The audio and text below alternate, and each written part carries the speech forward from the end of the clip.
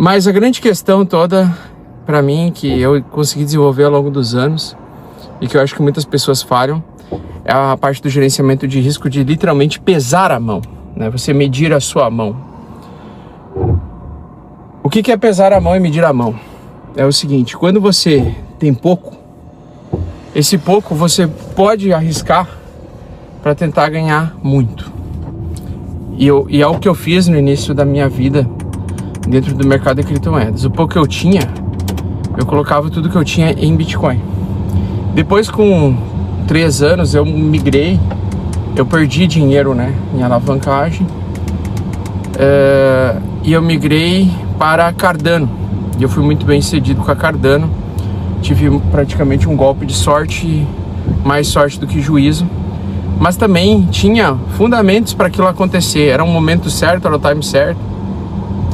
E agora nós estamos à beira do mercado, à beira de potencialmente o mercado de altcoins começar a entregar alta, principalmente pelo excesso de alavancagem em queda. Sim, nesse ciclo o mercado de altcoins ele foi uma grande decepção. E muitos investidores grandes, que têm bastante capital dentro do mercado, bastante experiência, eles praticamente fizeram short, operaram vendido diversas vezes em altcoins.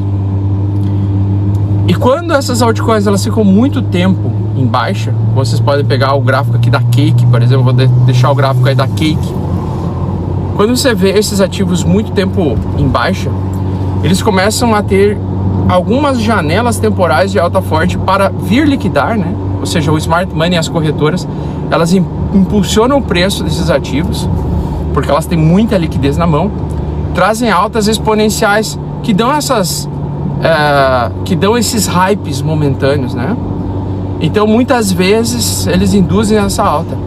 E eu acredito, sinceramente, pessoal, que se o mercado, né, se você for ver o gráfico, esse gráfico que eu vou deixar aí na tela para vocês, se vocês forem ver esse gráfico do total 3 das altcoins, vocês vão perceber que as altcoins estão prestes a potencialmente explodir um topo histórico. E geralmente quando nós temos um rompimento, um topo histórico, que é um movimento que aconteceu pouquíssimas vezes nesse ciclo, aí, nesses últimos 3 anos, se ele agora conseguir romper, podemos dar a oportunidade semelhantes àquela que eu vivi em 2019 com a Cardano.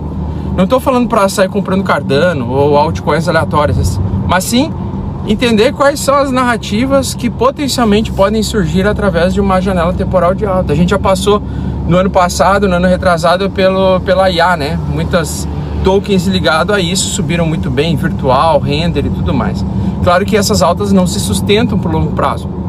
Porém, como são criptomoedas, altcoins, que já tiveram algum tipo de resultado no passado, e muita gente pode ter shortado elas potencialmente, elas podem ter agora movimentos explosivos de alta para vir liquidar. É o caso da ICP, que recentemente subiu muito forte em pouco tempo, né? Saiu de 500 milhões de tamanho de mercado, acho que foi para 10, acho que a Zcash saiu de 500 milhões de tamanho de mercado para 10 bi em apenas um mês. Então dá para ver que são movimentos ensaiados, não são movimentos naturais.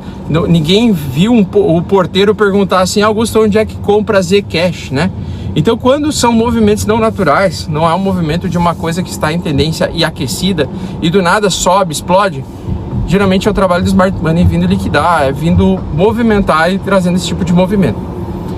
Pois bem, então, olhando o gráfico do Bitcoin, se ele começar a retomar a alta para descobrir um novo topo, o Ethereum continuar fazendo pivô de alta em tempos menores e começar a continuar subindo, a gente pode potencialmente ver o mercado voltando a subir muito bem, e agora empurrado por novas narrativas.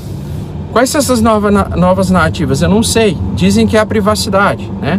Altcoins de privacidade, Zcash, a ZK, tem várias aí que são a Pivx, que eu não sei se existe ainda, tá? Mas ela era de privacidade, a Monero.